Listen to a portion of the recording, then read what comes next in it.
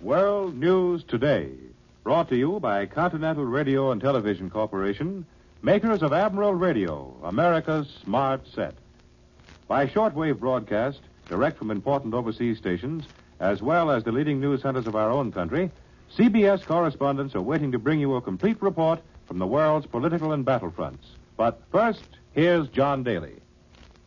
On two widely separated fighting fronts, the United Nations today are moving into the final stages of their campaigns.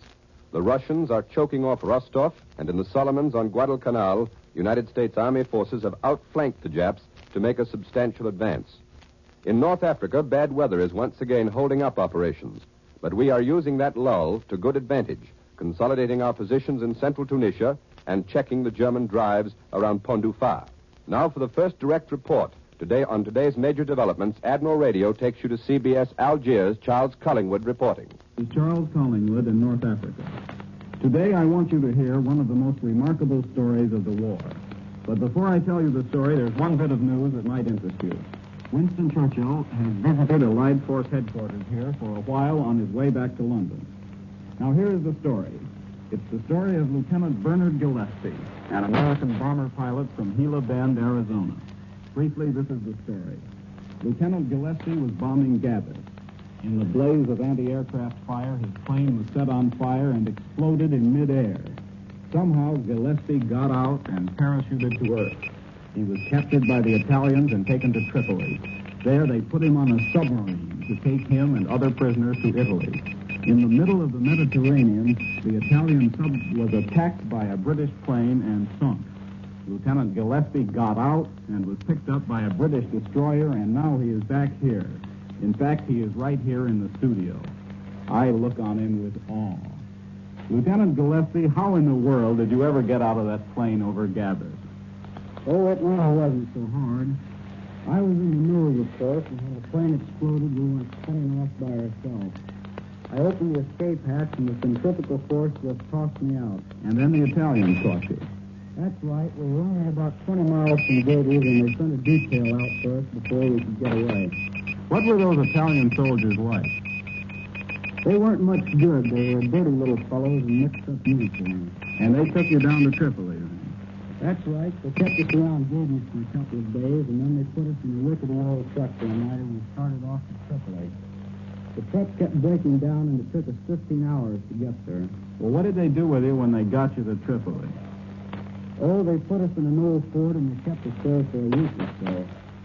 They put a big German stooge in with us who was in a British captain's uniform. The Italians threw him in the door with all kinds of curses and gestures to make it look real, but we spotted him right away. Well, Lieutenant Gillespie, how did they feed you there? Soup and camel's meat most of the time. How was camel's meat? It's all right if you're hungry. They fed us a lot better on the submarine, though. The Italians feed their submarine crews a lot better than they feed their soldiers. I suppose they have to. How long were you in that sub? We left Tripoli about 7, just after dusk. We weren't supposed to leave that night, but the British were raiding the ports, and the Italians got panicky and just pulled out. About 3 the next afternoon, we were attacked. And what attacked you? A British Beaufort. He dropped depth charges. That was an awful feeling, sitting there in the dark waiting for the water to start pouring in. I'll bet it was. Did the Beaufort sink the sub? No, just crippled us. Then a British destroyer came up and started shelling us. That was when I got out. Were you in the water long? Oh, about half an hour, then a destroyer picked me up. Boy, was I glad to get aboard. I'll bet you were, Lieutenant Gillespie. And now this is Charles Collingwood returning you to New York. Economic Director Burns has just announced in Washington that shoes will be rationed immediately. The rate will be 3 pairs per person a year. The new order covers all kinds of leather shoes except house slippers and soft-soled infant shoes. We'll have full details from CBS correspondents in Washington as the story develops there later in the program. More news in just a minute. But first, here's Warren Sweeney with a word from Admiral Radio.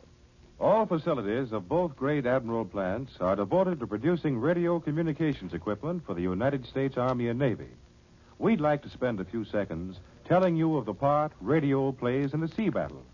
Our Navy is the greatest afloat today, chiefly because it has developed coordinated action to so high a degree. Through radio, the job of every man, every weapon, every ship is accurately woven into an efficient plan of battle. When a plane or submarine spots enemy vessels, it radios the flagship of the fleet. The flagship radios the aircraft carriers to get planes aloft, tells cruisers their positions for battle, orders destroyers to rush specified enemy craft and drop torpedoes. Radio in individual planes coordinates the air fighting. Radio pairs off American battleships with those of the enemy. Radio directs the fire of the big guns. In a fleet action, radio plays its important role on the surface, in the air, and under the sea. Radio weaves the pattern of a victorious sea battle by coordinating the actions of men, weapons, and ships. We Americans can be eternally thankful the United States Navy has given Navy radio men the best possible training for their work and the best possible equipment with which to do that work. It is the best equipment. Admiral is sure of that, for Admiral is building Navy radio and knows the high standards which must be met and are being met by the same workers who produced the high standard radio of peacetime, Admiral, America's smart set. Now here once again for Admiral Radio is John Daly. In the Southwest Pacific, our flyers have scored an impressive victory over Jap planes in the New Guinea area. For a direct report from that war zone, Admiral Radio takes you now to CBS Australia, William J. Dunn reporting.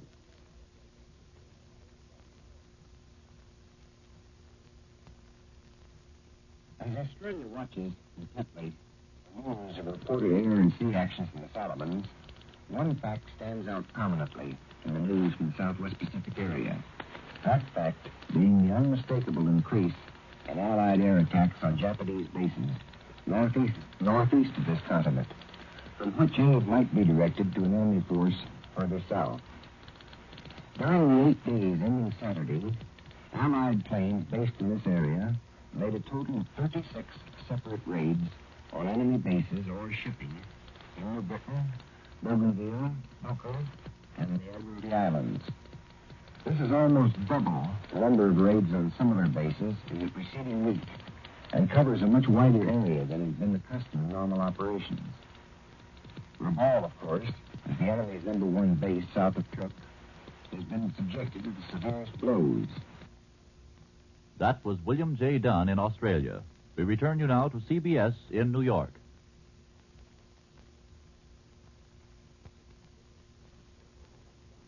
The biggest news in England is that Prime Minister Churchill has returned home after conferences in Casablanca with President Roosevelt, conferences with the Turks, and a visit to the British Eighth Army in Tripoli. As is to be expected, the Prime Minister's visit to Turkey has caused a resurgence of speculation on the future participation of Turkey in the war. Today, there is a report from Ankara that observers see a definite possibility of the Allies seeking use of the Dardanelles Straits for transit of unarmed merchant ships carrying supplies to Russia. This speculation is tied in with a report that the Soviet ambassador to Turkey was host last night to Turkish Premier Sukru Saracoglu at a dinner attended by the American ambassador and the British ambassador. It is definite evidence of improved relations between Turkey and Russia. In the past, the relations between those two countries have not been of the best, and very probably a part of Prime Minister Churchill's job when he went to Turkey was to get a rapprochement between the Turkish government and the Soviets. The fact that the Soviet ambassador to Turkey was the host to the Premier of Turkey at a dinner is really a very significant development, principally because the ambassadors of foreign countries in other capitals are usually ignored if the relationships between the two countries are not of the best or are not improving. If there's a deterioration of relationships between two countries, the ambassador of the country, whether it be ours or anybody else's, is usually given a brush-off, as we would say in this country, by the government officials of the country to which he has been assigned. The developments between the Turkish and the Russian relations are very important to the progress of the war in the general Mediterranean area. There is, of course, a great deal of speculation about the possibilities of campaigns on the underside of Europe.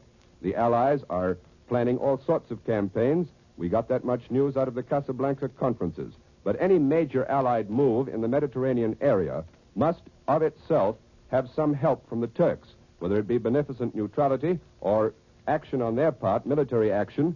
Either one would be helpful. One big possibility in the way of invasions into the underside of Europe would be an Allied drive up through Crete, Greece, into Yugoslavia, and then into Austria. The drive would be difficult because the country over which such a military campaign must be conducted would be very hard terrain to take modern weapons through. However, the Turks, if they came in with us, could go up through Bulgaria from European Turkey, and it would aid our cause substantially. And now for another direct report from overseas. Admiral Radio takes you to CBS Cairo. Chester Morrison reporting. Tonight we shall go ahead in 6 seconds from now.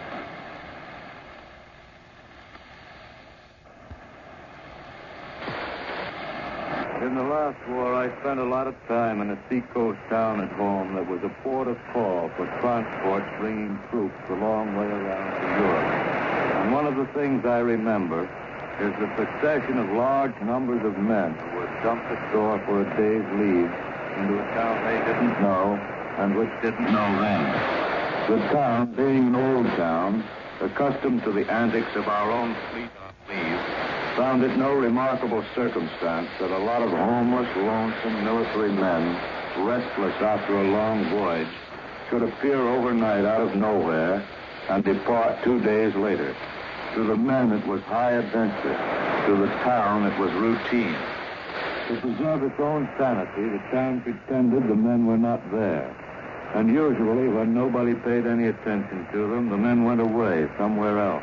But I, among thousands of others, never will forget a sign sticking up from the lawn of a park in that town. It read, "Sailors and dogs, keep off the grass." Something of the same kind is happening here. This is an even older town than Norfolk, Virginia. And from time to time, thousands of soldiers have passed through it. Phoenicians, Romans, Greeks and Arabs and French and British, even Americans. I had lunch today with a soldier whose complaint must have sounded in this strange city centuries ago, as it sounded in Norfolk in 1917. "I've got the dough," the soldier said, "and back home I could go into any hotel I wanted to. But here, just because I'm a private, they tell me they have no rooms." And from there, it's an easy step to a blanket indictment of all the factors responsible for the thing he was complaining about. Some of this kind of complaint will bounce back to you people at home sooner or later. Don't let it worry you. When our boys here get used to routine hardships, they won't mind the experiences they're having now. This is Chester Morrison returning you to CBS New York.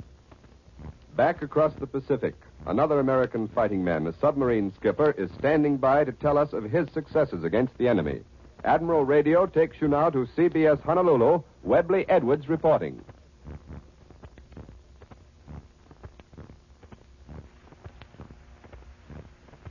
I have with me here at Pearl Harbor a submarine commander who has just returned from a patrol in Japanese waters.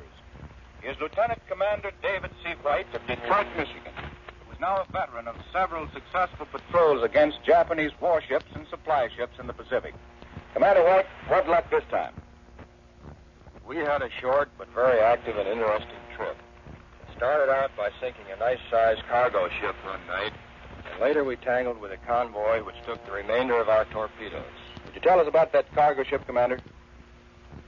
Yes, we were conducting an offensive patrol in the Yellow Sea. While closing the China coast and trying to fix our position one night, we sighted an object which we thought at first was an island we'd been looking for.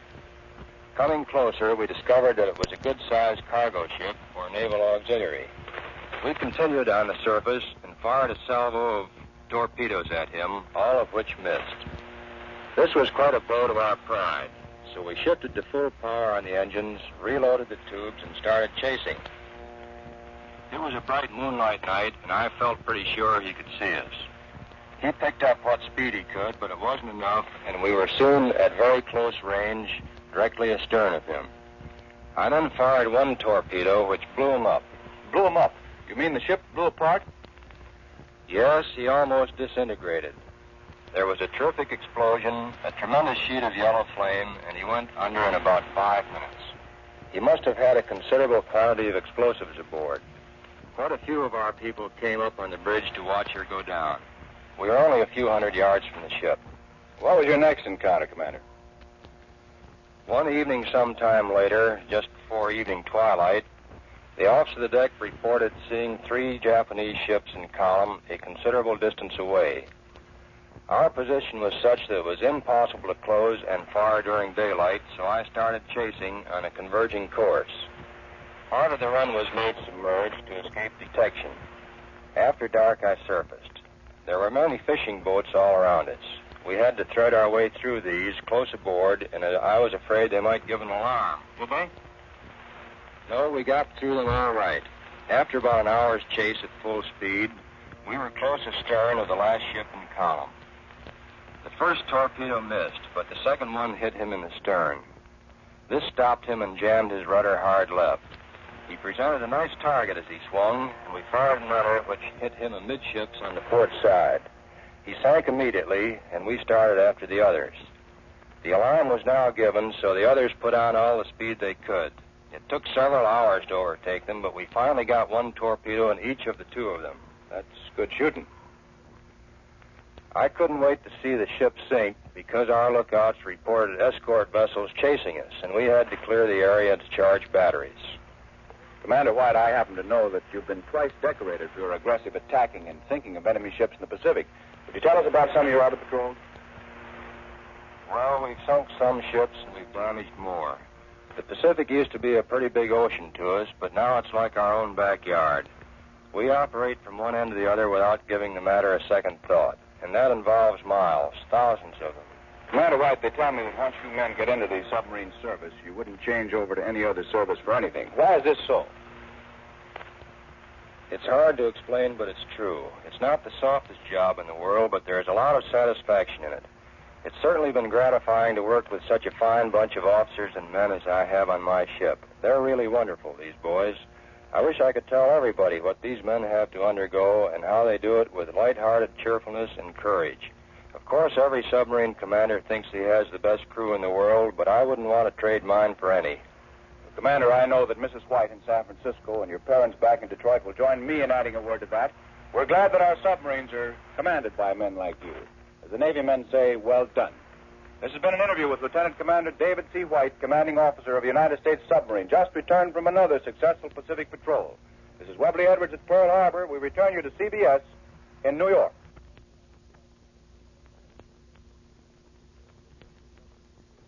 The official Russian midday communique gave some details of the capture of Bataisk 10 miles below Rostov, which was announced last night.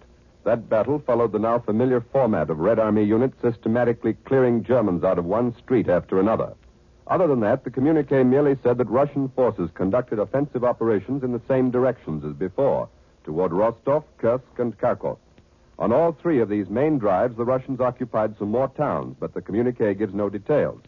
However, frontline reports said that Russian forces had reached a point only 3 miles south of Rostov and were preparing to force a crossing of the Don. And just a short while ago, the British news agency Reuters reported that Stockholm had heard a Moscow broadcast reporting that Russian troops crossed the Don today and violent street fighting is raging inside Rostov itself.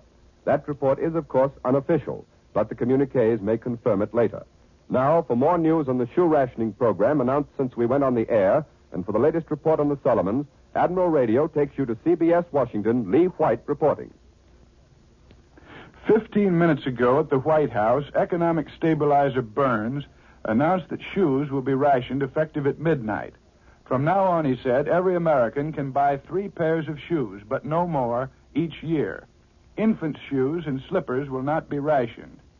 Stamp number 17 of War Ration Book number 1 will be good for 1 pair of shoes until next June 15.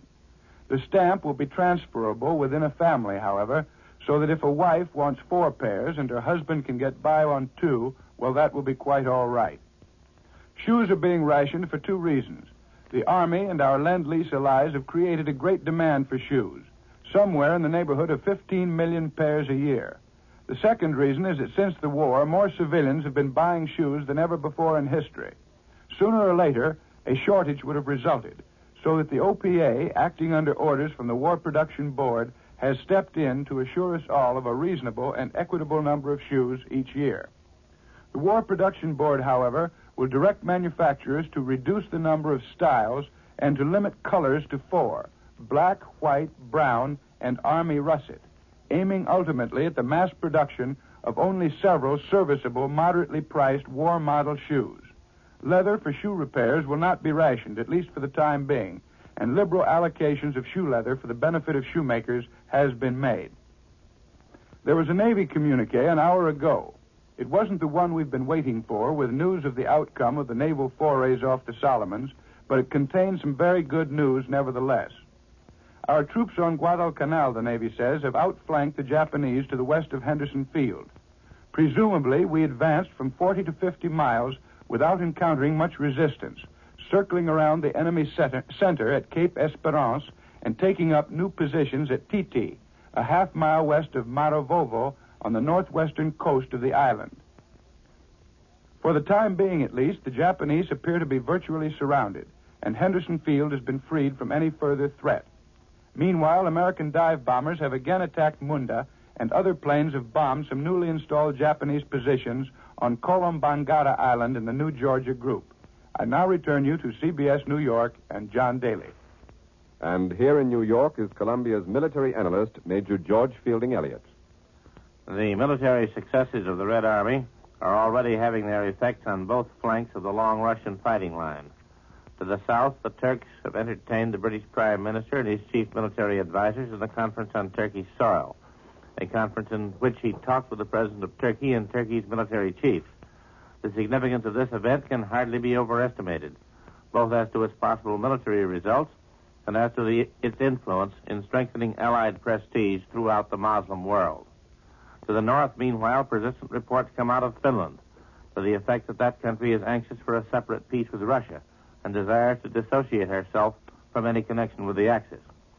This may be more easily aspired to than accomplished, as long as German troops remain on Finnish soil in any numbers. There can be little doubt that the Finns find their position a most difficult one, but now the situation is changing. The relief of Leningrad, the reopening of the rail communications of that city afford the Russians an opportunity to make it into a great base of operations for further offensives in the north. The Finns know very well neither their own decimated forces nor the few German divisions remaining in Finland could stand before the onset of a full-scale Russian assault. But they are likewise aware that the Russians may now find the opportunity to press back the German left flank along the southern shore of the Gulf of Finland. And should this be the case, the German troops in Finland would be cut off from any hope of support. Hence, many Finns must be wondering whether the time may not be at hand to break with Germany and seek a separate peace with Moscow, a peace in which they might hope for the good offices of the United States. Now, here is Warren Sweeney with a word from Admiral Radio. Last week, we suggested you have your Admiral dealer put your name on his list. That is, ask him to check your radio twice a year regularly. Here's the reason.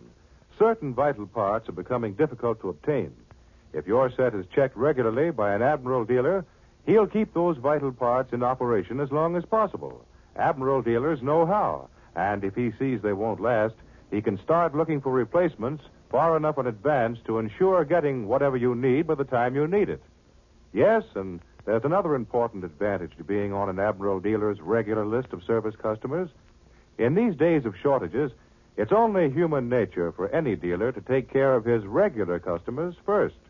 So if you don't want to be disappointed when your radio runs into real trouble, call your Admiral dealer now. Get your name on his list.